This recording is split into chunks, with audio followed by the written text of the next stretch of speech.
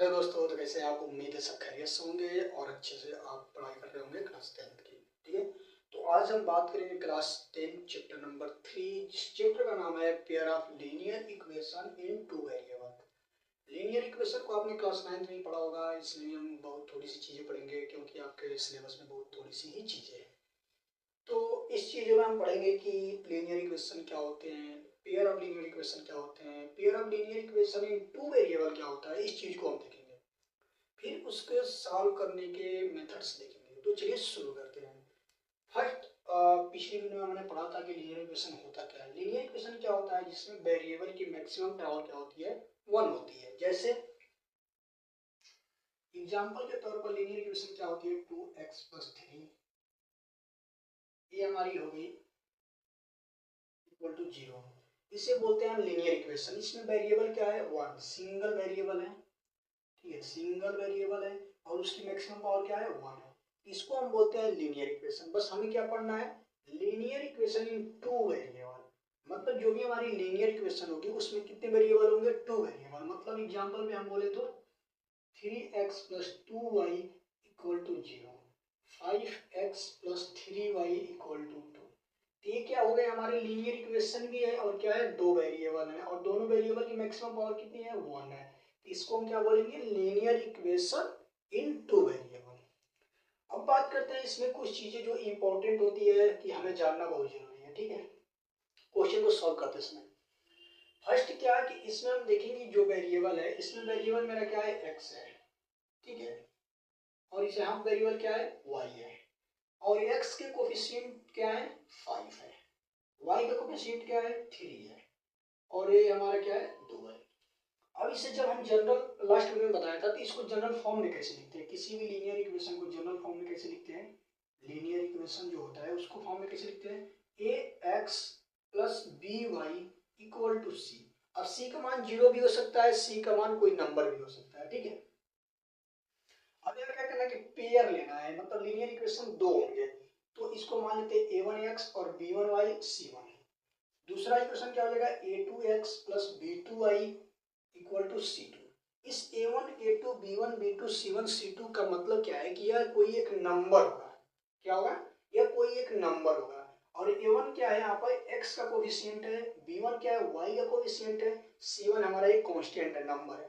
a2 क्या है? x का कोफिशिएंट है, b2 y का कोफिशिएंट है, c2 क्या है? एक नंबर यानी कि एक कांस्टेंट है। यदि इस इक्वेशन से हम बात करें, कंपेयर करें इस चीज को, तो फर्स्ट इक्वेशन को फर्स्ट इक्वेशन से सेकंड को सेकंड से भी कंपेयर करें। ठीक है, तो फर्स्ट को फर्स्ट से जब हम कंपेयर करेंगे तो a1 क्या हमें मिलेगा? x का कोफिशिएंट 3 है, यहाँ पे a1 है, तो मतलब a1 = 3 होना चाहिए। ठीक है, b1 क्या होना चाहिए? 2 होना चाहिए, b1 2 होना चाहिए, c1 क्या होना चाहिए? 0 होना चाहिए, c1 0 होना चाहिए। इसी तरह जब हम दूसरी इक्वेशन को दूसरी इक्वेशन से कंपेयर करेंगे तो a2 क्या मिलेगा हमें? 5 मिलेगा, a2 क्या मिलेगा हमें? 5 मिलेगा, b2 क्या मिलेगा हमें? 3 मिलेगा, और c2 क्या मिलेगा हमें? 2 मिलेगा। अब देखिए, ये तो हम यहाँ से हम a1 a2 b1 b2 c1 c2 का मान हम निकाल लिया। अब इसमें पॉइंट क्या है ध्यान रखने वाली है? पॉइंट कुछ पॉइंट होते हैं। जैसे पहला पॉइंट क्या है कि रेशियो ऑफ एक्स कोफिशिएंट। क्या है? Ratio of coefficient of variable. इसको आसान भाषा में समझाते हैं, क्या होता है, इतना ज्यादा समझने की जरूरत नहीं है। मतलब क्या करें कि x का जो कोफिशिएंट है इसका रेशियो, मतलब a1/a2, रेशियो तो मतलब ये होता है कि डिवाइड करना। a1/a2 का जो मान आएगा वह नॉट इक्वल यदि होगा b1/b2 के, मतलब इस y के कोफिशिएंट का रेशियो और x के कोफिशिएंट का रेशियो यदि नॉट इक्वल आ गया तो इसका मतलब ये होता है कि इस इक्वेशन का जो सलूशन होगा, मतलब x और y के जो मान होंगे वो क्या होंगे? यूनिक होंगे। क्या होंगे? यूनिक होंगे और सिंगल सोल्यूशन होगा। सिंगल सोल्यूशन मतलब कहने का मतलब क्या है कि x और y का ऐसा सिंगल सिंगल मतलब वन वन नंबर आएगा, सिंगल मान आएगा जो इस दोनों इक्वेशन को क्या करेगा? सेटिस्फाई कर देगा। इसका मतलब यह है। सेकेंड कंडीशन क्या है? ठीक है, सेकेंड जो चीज होती है, फर्स्ट रूल क्या कहता है कि a1 यानी कि कोफिशिएंट ऑफ x का रेशियो और कोफिशिएंट ऑफ y का रेशियो जो होगा यदि नॉट इक्वल टू आ गया, जैसे यहाँ पर 3/5 लिखेंगे, 3/5 तो कितना होगा 3/5 और 2/3, ये कभी सेम नहीं हो सकते हैं, दोनों सेम नहीं है, तो मतलब इस इक्वेशन का जो सोल्यूशन आएगा क्या आएगा, सिंगल यूनिक सोल्यूशन आएगा x और y का। इसी तरह सेकेंड रूल क्या कहता है, सेकेंड बोलता है कि यदि इक्वेशन मेरा क्या था, यहाँ पे लिख देता हूँ, a1x plus b1y equal to c1 और a2x plus b2y equal to c2। यदि a1 अपान में a2 यानी कि कोफिशिएंट ऑफ x का ratio equal to b1 upon b2 equal to c1 upon c2, ऐसा यदि आपको रेशियो देखने के मिल रहा है किसी भी इक्वेशन में, तो इसका मतलब यह होता है एक सिंगल सॉल्यूशन होगा जिसका ग्राफ ऐसा बनेगा। सेकेंड इक्वेशन क्या कहता है कि a1 अपान में a2 यानी कि ratio of x equal to ratio of y coefficient and जो हमारा कांस्टेंट नंबर होता है उसका यदि रेशियो सेम होता है, इसका मतलब क्या होता है कि जो लाइन बनेगी वो कोइंसिडेंस लाइन बनेगी, कोइंसिडेंस। इसका मतलब क्या है कि कोई एक ग्राफ हम जो बनाएंगे इक्वेशन का, जैसे यह इक्वेशन 1 इक्वेशन 2 है, इसकी बात नहीं कर रहा हूँ, कोई ऐसा इक्वेशन आएगा, तो जैसे मान लीजिए हैं कि कोई एक हमारी लाइन आएगी ऐसे, या हमारी इक्वेशन 1 होगी, तो जो सेकेंड इक्वेशन की लाइन होगी वो सेम इसके ऊपर ही होगी, ठीक है, इसी के ऊपर ही होगी, मतलब इक्वेशन 1 की लाइन और इक्वेशन 2 की लाइन सेम होगी, यानी कि एक के ऊपर एक होगी, तो मतलब वो इनफाइनाइट पॉइंट को टच करेगा, तो इसका मतलब इसका जो सोल्यूशन हो जाएगा तो इनफाइनाइट मेनी सोल्यूशन होगा, इनफाइनाइट मेनी सोल्यूशन, ठीक है। थर्ड जो कंडीशन आता है अपने पास वो आता है कि कोफिशिएंट ऑफ x का रेशियो, कोफिशिएंट ऑफ y का रेशियो और कांस्टेंट जो टर्म होगा ये दोनों तो सेम होंगे रेशियो, बट यह नॉट इक्वल टू होंगे, तो इस कंडीशन में क्या बनेगा कि यह लाइन हमारा हो जाएगा पैरेलल लाइन, पैरेलल लाइन। इसका ग्राफ कैसे बनेगा, कोई हमारे पास इक्वेशन जो दिया रहेगा, एक हमारा इक्वेशन का 1 लाइन बनेगा और कोई इसी के पैरेलल इक्वेशन 2 हो जाएगा। इसका मतलब क्या है कि एक दोनों लाइन आपस में कहीं टच नहीं करेंगी, इसका मतलब इसका सोल्यूशन क्या होगा, नो सोल्यूशन। नो सोल्यूशन करने का मतलब उस इक्वेशन में x और y का ऐसा मान एग्जिस्ट नहीं करेगा जो दोनों इक्वेशन को सेटिस्फाई कर दे, इसका मतलब यह होता है। तो उम्मीद करता हूँ ये समझ में आया होगा। चलिए इसके मेथड को कैसे सोल्व करते हैं उस पर हम बात करते हैं। तो बात करते हैं अब मेथड की, how what is the method of to solve this problem. तो इसमें मेथड क्या होते हैं, दो मेथड होंगे, हम इसमें पढ़ेंगे जो कि क्लास 10th में है। फर्स्ट क्या है कि ग्राफिकल मेथड, जो कि ग्राफिकल मतलब इक्वेशन के हम ग्राफ बनाएंगे और उसके बाद सॉल्यूशन फाइंड आउट करेंगे, उसके लिए हमने अभी वो जो थ्योरी पढ़ा था वही था। सेकंड क्या होता है, अलजेब्रिक मेथड, ठीक है, अलजेब्रिक मेथड। अलजेब्रिक मेथड में हम क्या पढ़ेंगे, फर्स्ट पढ़ेंगे elimination method, elimination method. Second पढ़ेंगे अपन substitution method, substitution method, substitution method. अभी तक हमने क्या पढ़ा, अभी तक हमने ग्राफिकल मेथड पढ़ा, अब पढ़ेंगे अलजेब्रिक मेथड। अलजेब्रिक मेथड में पहले हम पढ़ेंगे एलिमिनेशन मेथड। सेम क्वेश्चन को हम एलिमिनेशन मेथड से सॉल्व करेंगे, एलिमिनेशन।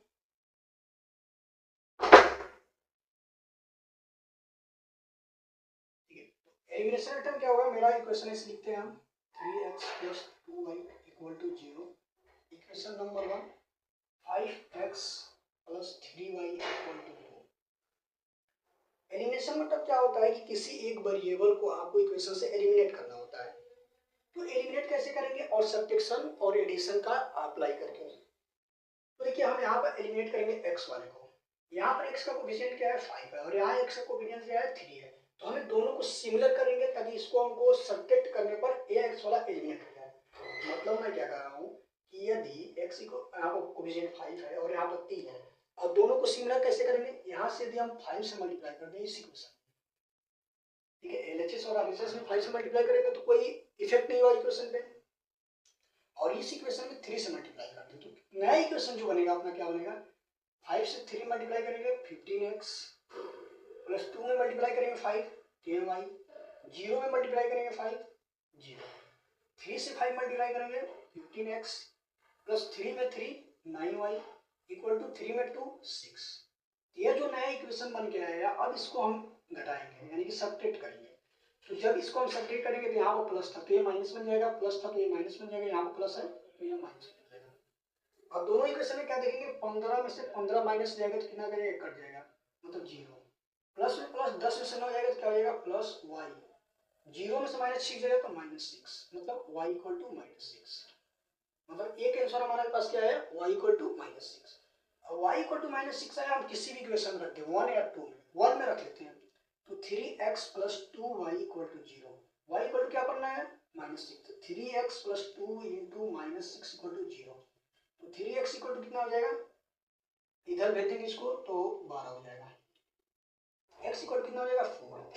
मतलब इस इक्वेशन का जो हमारे पास सोल्यूशन आया वो क्या आया, x इक्वल टू 4 और y equal to 6, sorry y equal to minus 6।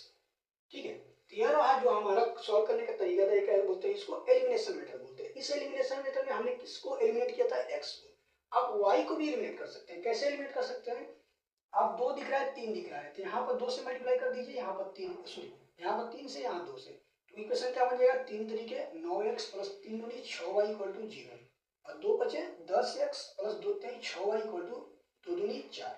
जब इस इक्वेशन को सॉल्व करेंगे तो माइनस माइनस एक कट जाएगा और ये बचेगा minus x equal to minus 4, और ये माइनस माइनस कट गया x इक्वल टू 4। तो सेम किसी भी एक वेरिएबल को आप एलिमिनेट करेंगे तो आंसर तो सेम ही आएगा। तो इस मेथड को बोलते हैं क्या, एलिमिनेशन मेथड। अगले मेथड में हम बात करेंगे सब्स्टिट्यूशन मेथड। बात करेंगे हम सब्स्टिट्यूशन मेथड की। सब्स्टिट्यूशन मेथड मतलब क्या होता है, किसी एक वेरिएबल की जो वैल्यू होती है वो सेकंड वेरिएबल में हम पुट कर देते हैं। मतलब क्या कि इसको सॉल्यूशन करेंगे हम सब्स्टिट्यूशन मेथड का, इस मेथड से सब्स्टिट्यूशन मेथड। सब्स्टिट्यूशन मेथड का मतलब क्या होता है, किसी एक वेरिएबल को दूसरे वेरिएबल में हम पुट करेंगे। मतलब फर्स्ट इक्वेशन को लेंगे, टेक इक्वेशन 1, तो क्या हो जाएगा 3x plus 2y equal to 0। इसको हम एक इक्वेशन में कन्वर्ट करेंगे, कैसे कन्वर्ट करेंगे, 3x इक्वल टू लिख देंगे minus 2y, x equal to क्या होना हो गया माइनस 2/3y। ये क्या बन जाएगा हमारा इक्वेशन नंबर 3, इसको बोल देते हैं। अब क्या करेंगे, इक्वेशन नंबर 3 से x का मान क्या करेंगे, इक्वेशन नंबर 2 में पुट कर देंगे। तो put value of x in equation number 2, तो क्या हो जाएगा 5x plus 3y equal to 2, ये हमारा इक्वेशन नंबर 2 है। इसमें x की मान हम यहाँ पुट करेंगे, तो क्या हो जाएगा 5 इंटू में x में minus 2/3y plus 3y equal to 2। इसको सॉल्व करेंगे क्या हो जाएगा minus 10/3y plus 3y equal to 2। अब इसको जब सॉल्व करेंगे तो 3 से मल्टीप्लाई कर लेंगे, मतलब इसको हम सॉल्व कर लें पहले, तो कितना हो जाएगा, ये दिख रहा है नहीं, इसको एक बार सॉल्व कर लेते हैं, एलसीएम लेके यहाँ कर लेते हैं।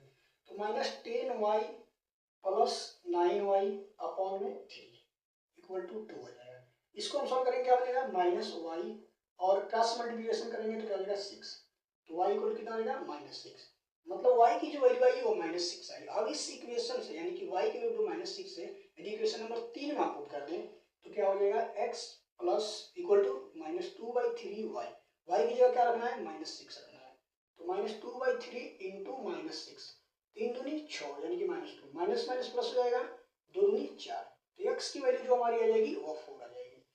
तो हमने इस वीडियो से क्या सीखा, इस वीडियो से हमने सीखा कि कोई भी इक्वेशन आपको लीनियर इक्वेशन दिया रहता है, उसका पेयर दिया रहता है, तो उससे हम कैसे प्रेडिक्ट करते हैं कि इस इक्वेशन की वैल्यू या ग्राफ कैसे बनेगी और उसका इक्वेशन के सॉल्यूशन क्या होंगे। ठीक है, सेकेंड हमने देखा कि मेथड ऑफ सॉल्यूशन कैसे करते हैं इस इक्वेशन को। तो फर्स्ट हमने देखा ग्राफिकल मेथड, जिससे हम इक्वेशन के ग्राफ बनाते हैं और वहां से हम पॉइंट को जहां भी क्रॉस करता है वहां से हम सॉल्यूशन फाइंड आउट करते हैं। Second algebraic method, algebraic method में हमने सेम इक्वेशन को लिया ताकि आप समझ पाए कि सारे में आंसर सेम आता है। एलिमिनेशन मेथड, जिसमें हमने बात करी कि किसी भी एक वेरिएबल को हम एलिमिनेट कर देते हैं इक्वेशन से, और दूसरे वेरिएबल से हम फाइंड आउट कर लेते हैं कांस्टेंट वैल्यू नंबर को, और उसे फिर इक्वेशन में पुट करते हैं तो सेकंड वेरिएबल का मान आ जाता है। सेकेंड बात करते हैं सब्स्टिट्यूशन मेथड की। सब्स्टिट्यूशन मेथड में हम क्या करते हैं, किसी भी एक वेरिएबल की वैल्यू दूसरे वेरिएबल के रिस्पेक्ट में हम कन्वर्ट कर लेते हैं। जैसे हमने यहाँ क्या x की वैल्यू y के रिस्पेक्ट में हमने कन्वर्ट कर लिया, मतलब y की जो वैल्यू होगी वह x के रिस्पेक्ट में दिखेगी।